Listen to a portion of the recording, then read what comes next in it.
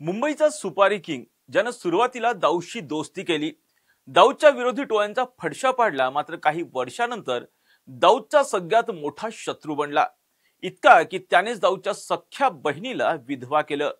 दाऊदची मोठी बहीण हसीना पारकरचा पती इब्राहिम पारकरला गोळ्या घालून संपवलं. एकेकाळी संपूर्ण मुंबईसह महाराष्ट्राच्या गुन्हेगारी क्षेत्रात आणि कालांतरानं राजकीय क्षेत्रातही अधिराज्य गाजवणाऱ्या डॅडीला त्याच्याच दगडी चाळीत घुसून पोलिसांनी अटक केली. त्या अटकेनंतर तब्बल 17 वर्षांनी अंडरवर्ल्डच्या डॅडीला जामीन मिळाला आणि पुन्हा डॅडीच्या दहशतीच्या चर्चा रंगू लागल्या. अरुण गवळी याला जन्मठेपेची शिक्षा मिळालेलं ते प्रकरण नेमकं कोणतं होतं? अनेकदा अर्ज करूनही 17 वर्षांनी जामीन कसा मिळाला आणि आता डॅडीची शिक्षा कमी होणार का? पाहुयात. नमस्कार, मी राजरत्न जोंधळे आणि आपण पाहताय टॉप न्यूज मराठी.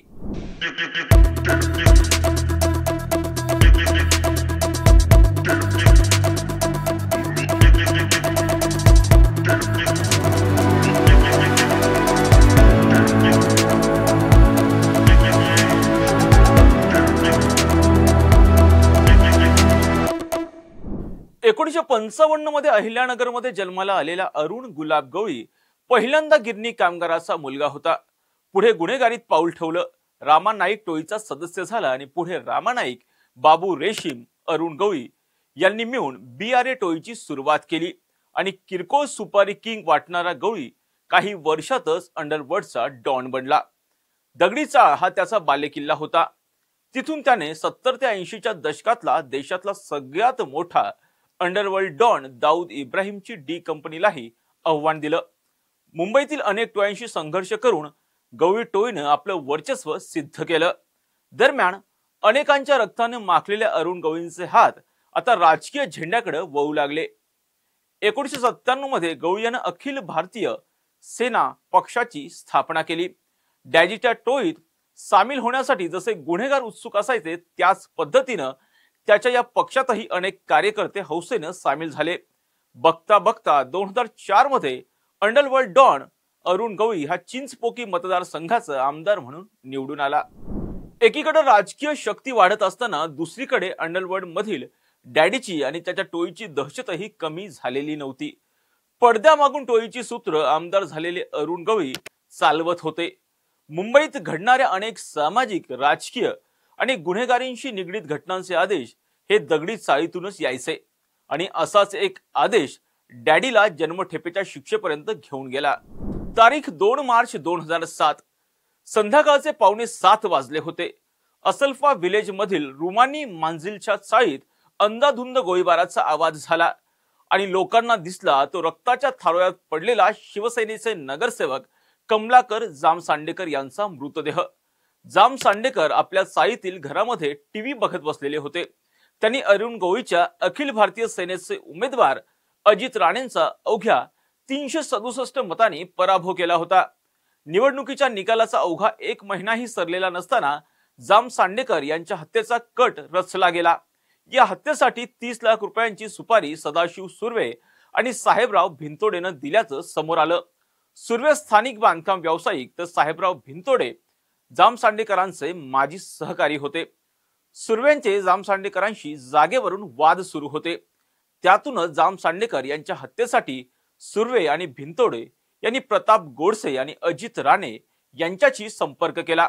त्यांच्या माध्यमातून गवळींच्या अनेक मध्यस्थांशी बोलून सुर्वे आणि भिंतोडे यांनी थेट गवळींची भेट घेतली. 30 लाखांची सुपारी देऊन जामसांडेकरांचा गेम वाजवायचं ठरवलं. 2 मार्चला बाईकवरून आलेल्या चौघांनी जामसांडेकरांवर हल्ला केला. घरात घुसून गोळ्या झाडल्या आणि यातच त्यांचा मृत्यू झाला. घटनास्थळावर पोलिसांना केवळ एक पुरावा सापडला होता आणि तो म्हणजे बंदुकीचा तुटलेला ट्रिगर. वर्षभर लोटल्यानंतरही या प्रकरणातल्या आरोपींचा आणि सूत्रधाराचा शोध लागत नव्हता. दुसरीकडे 26 एप्रिल 2008 ला काळबादेवीच्या ज्वेलरी शॉपमध्ये दरोडा टाकण्याच्या तयारीत असलेल्या चौघांना अटक केली. पोलिसांनी विजय गिरी, अशोक कुमार जयस्वाल, नरेंद्र गिरी आणि अनिल गिरी यांना ताब्यात घेतलं. त्यांच्याकडे ट्रिगर तुटलेली बंदूक सापडली. त्याची कसून चौकशी केल्यानंतर याच बंदुकीनं जामसांडेकरांची हत्या झाल्याचं निष्पन्न झालं. मारेकरांच्या चौकशीतूनही ही सुपारी अजित राणे आणि प्रताप गोडसे यांनी दिल्याचं निष्पन्न झालं। त्यांना ताब्यात घेतल्यानंतर सुर्वे आणि भिंतोडे यांची नावं समोर आली। आतापर्यंत पोलिसांना सूत्रधार समजले होते, मात्र सूत्रधारांची ही सूत्र हलवणारे आदेश देणारं नाव होतं अरुण गवळी यांचं। मुंबई पोलिसांनी डॅडीच्या दगडी चाळीत घुसून त्याला अटक केली। महाराष्ट्राच्या राजकीय आणि गुन्हेगारी क्षेत्रात ही प्रचंड दुर्मिळ आणि तितकीच खळबळजनक घटना ठरली। मुंबई सेशन कोर्टात अरुण गवळी आणि इतर 11 जणांना जन्मठेपेची शिक्षा सुनावली गेली। गवळीची रवानगी नागपूर कारागृहात करण्यात आली। या 17 वर्षात त्याने पॅरोल आणि फर्लोचा तब्बल 16 वेळा लाभ घेतला आहे। गवळीने शिक्षेतील सवलतीचा लाभ मिळवण्यासाठी अर्ज केला होता। त्यावर नागपूर खंडपीठाने दिलेल्या निर्णयाविरुद्ध राज्य शासनाने सर्वोच्च न्यायालयात दाखल केलेल्या अपीलावरही सुनावणी सुरू आहे।